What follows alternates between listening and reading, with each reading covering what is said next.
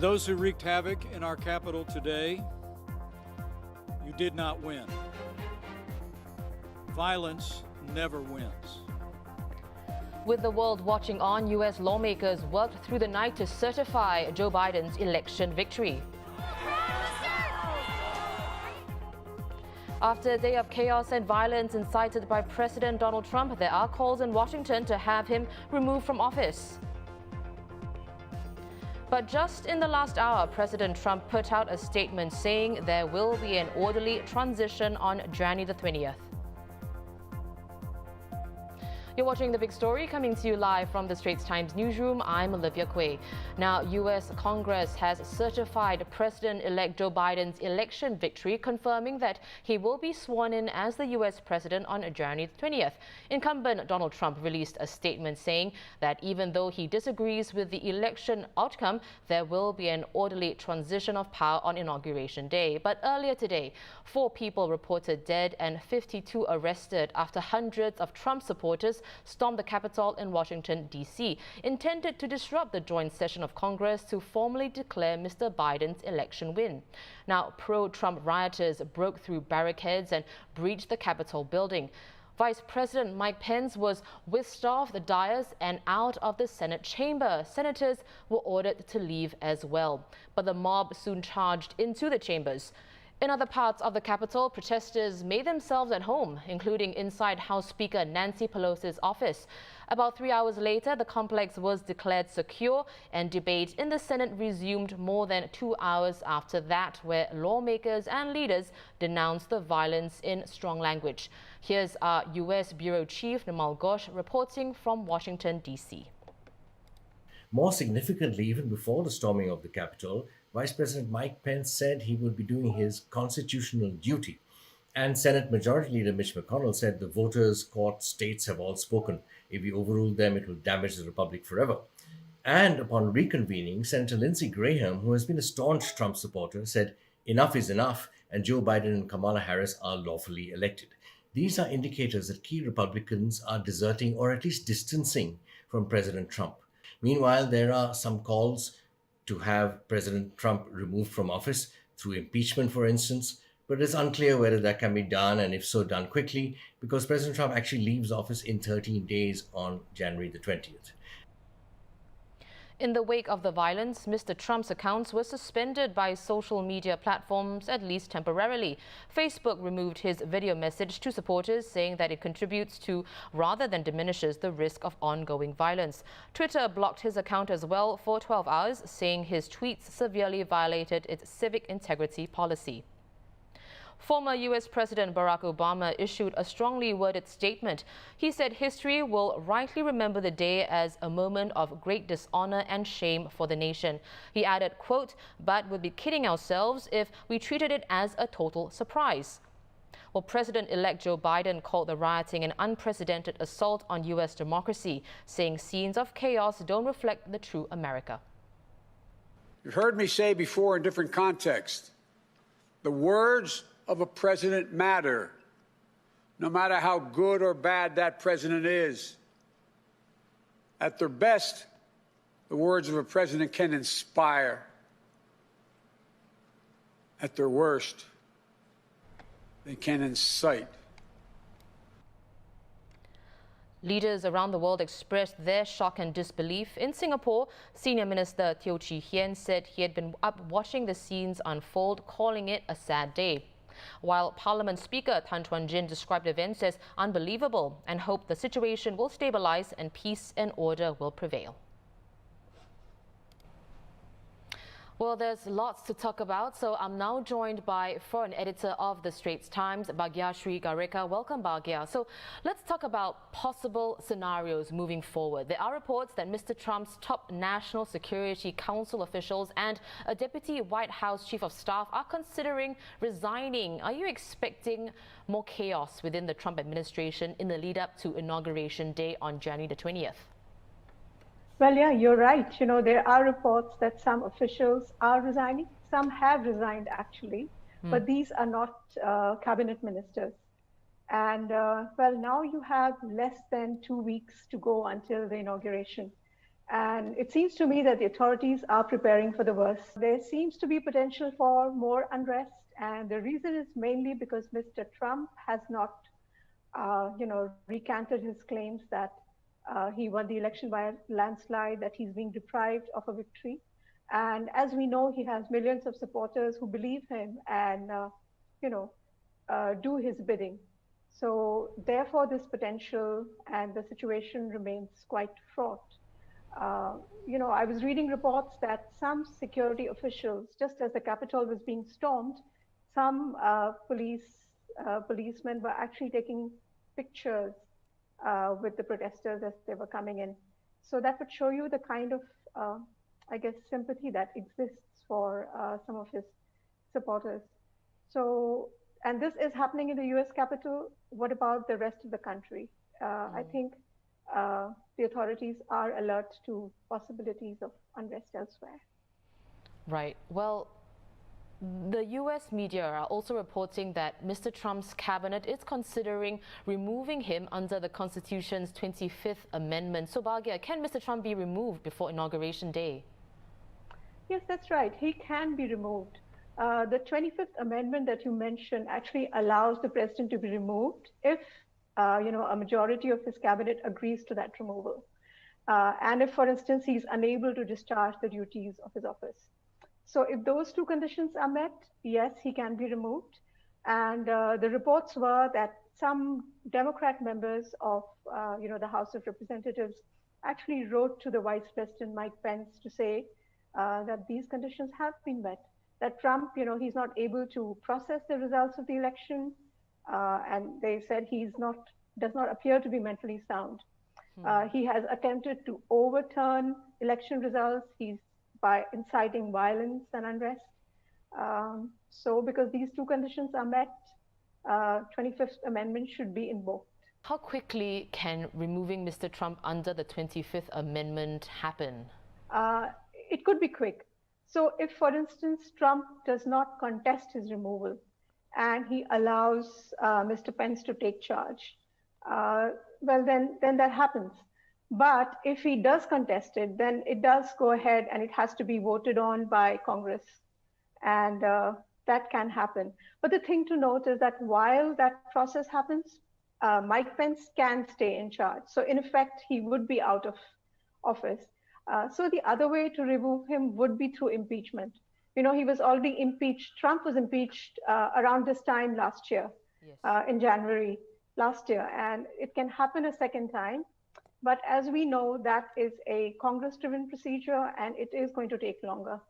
But that's an option as well. Okay.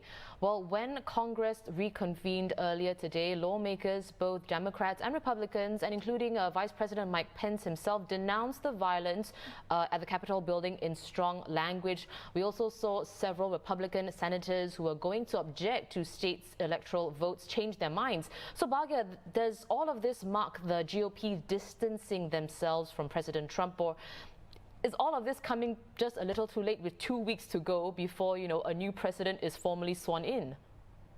I think you said it. It is too late. At this point, even his closest political allies in the Senate and those who stood by him for all this while, Senator Lindsey Graham, for instance, so they have disowned the acts that Trump's, indulged in, his attempts and claims that he won the election, he was deprived of victory. And a few days ago, there was a significant breaking by the Senate Majority Leader, Senator Mitch McConnell, another very prominent Republican, and who openly broke with him. But then this is very recent. This election was 2 months ago on November the 3rd. And if this still is a matter of discussion within the Republican Party, that just shows you the kind of, dissension there is. And this struggle within the Republican Party is only going to increase until, I guess, there is another leader who replaces Mr. Trump. Yeah, good points there, Bhagyashree. Thank you so much for speaking with me today. I've been speaking with Bhagyashree Garekar, the Straits Times' foreign editor. Now, of course, straitstimes.com has the latest on everything that's unfolding at the US Capitol. Still overseas, the European Union's Executive Commission has given the green light to Moderna's COVID-19 vaccine, providing a second vaccine to use. The Commission's president said Moderna's vaccine will provide a further 160 million doses for the 27-nation bloc. Now, earlier this week, Moderna said it's increasing its estimate for global vaccine production in 2021 from 500 million to 600 million doses. Still on the COVID-19 front, Japan has declared a month-long state of emergency from tomorrow for Tokyo and 3 neighboring prefectures. Restrictions will be centered on combating transmission at bars and restaurants, which were cited by the government as key risk areas. The new rules will mean that these places will close by 8 p.m, with residents being urged to refrain from non-urgent outings and attendance at big events limited to 5,000 people. Malaysia's Registrar of Societies rejected an application by Parti Pejuang Tanah Air to be registered as a political party. Former Premier Mahathir Mohamad and 4 other MPs had formed Pejuang following their sacking from Bersatu last May. Now, Pejuang had first submitted its application in August, but has not received any approval from the registrar since then.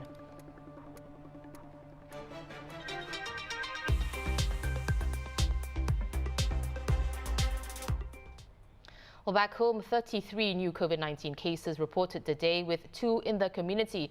The remaining 31 were imported, and these included 7 Singaporeans or PRs and 12 foreign domestic workers. The Health Ministry will share more details tonight.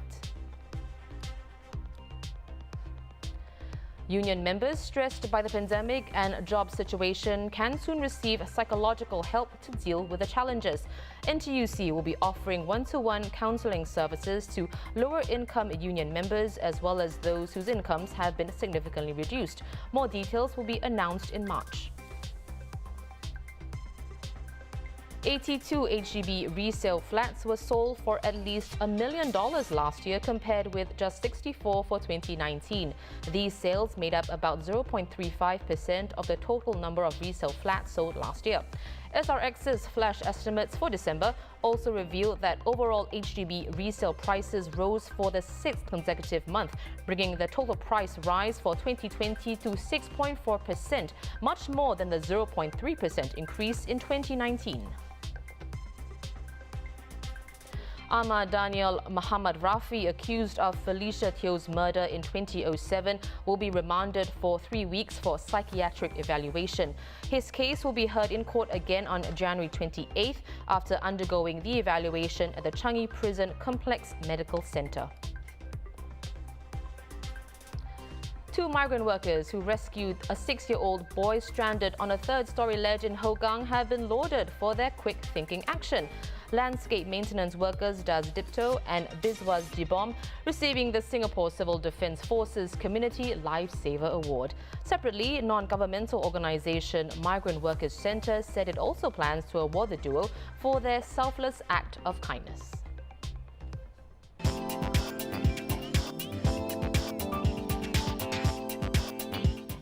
My colleagues from Life are now here with their maiden picks of 2021. You've surely heard about this one, Bridgerton, out now on Netflix. It's been described as Jane Austen meets Gossip Girl. Now, the show is adapted from the 8-book Bridgerton series of romance novels by Julia Quinn. This first season covers a story with a well-worn trope of a fake relationship leading to real feelings. I've actually binged the show, and I want to hear what Live journalist Jan Lee has to say about it. So, Jen, Regency romances are not a genre for everybody, but did you enjoy it? And if you did, Yes. what factors worked for you? Just like massively enjoyed it because it's pure fantasy, escapist fun, right? I mean, of course, you know, the lead characters are all extremely attractive, which helps. You have a lot of chances to see the main guy topless because he boxes, so that's great. And also just there's a lot of modern quirks, right? Because you think of like Regency, Jane Austen era type romances, and you think of like white people, aristocratic setting, right? And this has like a multi-racial casting. So the main Duke, the Duke of Hastings. So as you mentioned, you know, this is based on the Bridgerton book series. There are 8 books in the series for each of the 8 Bridgerton siblings, and this one is on Daphne, the eldest daughter of the Bridgerton family, with Simon, the Duke of Hastings. And the Duke is black. So that's like a very refreshing take to sort of this sort of like period genre romance. And there's also like very fun touches like pop music, like string quartet version of like Thank You Next, Billie Eilish's Bad Guy playing over like the ballroom scenes. So it's actually very, very fun in that sense. And it touches on things that are quite interesting as well, like how in that kind of historical context, as a woman, you really have no, even if you come from a very rich family, you know, your entire quality of life is dependent on the men in your life, on whether they are good men, or whether they are decent men who know how to manage their money, you know. So I think it was all in all a very fun, very escapist kind of series. Yeah, I agree with you wholeheartedly, Jen. So we know this is an offering from Shonda Rhimes' production company, and Shonda Rhimes is, of course, best known as the showrunner for Grey's Anatomy and Scandal, and she was also the executive producer of How to Get Away with Murder. So in watching Bridgerton, did you notice any common factors between Bridgerton and the other shows that Shonda Rhimes has done? So yes, definitely. The whole extremely attractive cast is a very Shondaland thing. It's very, very sexy. So it has, I think if I'm not wrong, it has maybe a R21 rating on Netflix, which is a very Shonda Rhimes thing. She has like very passionate romances. So that's very fun to watch. And she has a thing for like pop music and like modern like songs. Every episode of Grey's Anatomy is named after a song. So that sort of like kind of links together, and she's always been very big on casting a diverse cast. So you see like Grey's Anatomy has you know, Sandra Oh, who is Asian. There's like main characters who are black, like Dr. Bailey, Chandra Wilson, you know. So these are all things that you can sort of see links between Bridgerton and like previous Shonda Rhimes series. Although I have to point out that this series is actually created by her longtime collaborator Chris Van Dusen. Well, that was journalist Jan Lee. Wednesday premieres on Saturday on View and next Wednesday on TVN. From the small screen to the big screen, our film correspondent's first pick of the new year is a documentary on the struggles of an elderly street vendor in Wuhan who's being forced to vacate his clothing and fruit stall at the famous Lumo Street to make way for a new retail complex. So John Lui is here to share more about City Dream. John, what did you like about this documentary? I like it because it's like a very human drama. It's like a reality show. It's one very dramatic man, old man, 70-year-old Mr. Wang versus the city. You know, it's that struggle of David versus Goliath. I see. Well, you know, John, we all remember Wuhan as the first city that was hit by the coronavirus. This documentary was filmed before that happened. Do you think it can still resonate as we are still, you know, undergoing this pandemic? Oh yeah, because it resonates because, you know, Singapore, we go through urban renewal all the time. We see landmarks erased.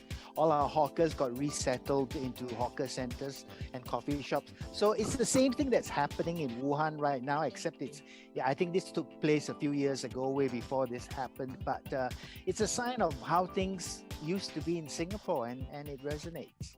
Yeah, of course. Well, thanks so much for that, John.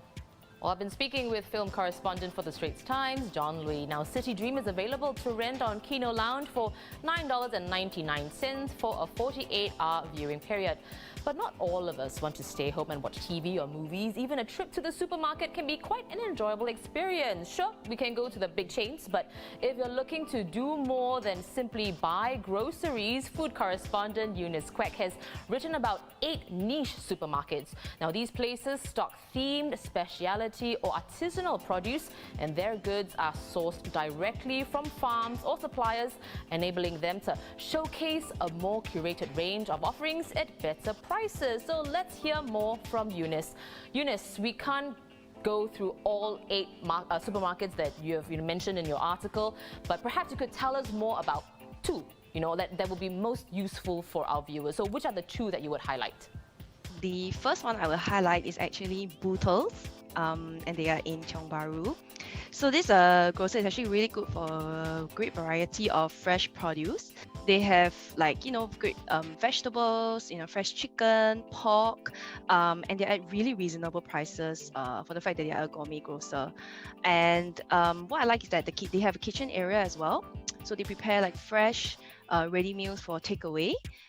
They also have very friendly staff that are culinary trained, and I think that is a really good value add, because if maybe there's a certain ingredient that you're not really sure how to cook, how it should be best prepared, the staff can actually give you really good tips on how to cook, how to store these products. The other one that I would recommend is Everyday Vegan Grocer at the Grandstand. I know, many people may not be vegan or even vegetarian, but however, they really have a wide range of products that are stocked, and they are also plant-based. And what I like is that the owner is also very particular about the suppliers that she chooses from. So you can get, she's very conscious of the fact that, the products are cruelty-free, so they are not tested on animals. And you get like fair trade and brands as well. So there's a really good ethos about it, sustainability, because you have to bring your own bags. So that's really great. Right. Well, Eunice, going to the supermarket can be quite enjoyable, something that you have noted in your story as well. So if I want to browse the aisles and make an entire experience out of this one trip, which is the niche supermarket that I should go to? Well, the biggest supermarket that I featured in this story is actually the Mediya Japanese supermarket in Millennium Walk. It is their newest flagship outlet. It's 2 stories. So you really want to spend a good time, browsing through aisles, that would be the one to go for. You can also have your meal there because they have a dining area on the first floor of the supermarket. You can eat ramen, bentos, very fresh sushi. There's also a bakery as well. So you can get your fresh buns. They have a sandwich selection also. And also, before you go, head to the Hokkaido. They have a Hokkaido area where there's Hokkaido produce. And well, I think it's important, let's say for people like me, and maybe yourself, tired, you want to travel, but you can't. This is a great way to kind of have a mini escape to Japan. Great point there. Thank you so much for coming on the show, Eunice. That was food correspondent Eunice Quek. Now, more pics in Life's Friday pages of tomorrow's papers, so keep an eye out for that. For more news and videos, visit straitstimes.com and subscribe to our YouTube channel by hitting the red button below. See you tomorrow on The Big Story.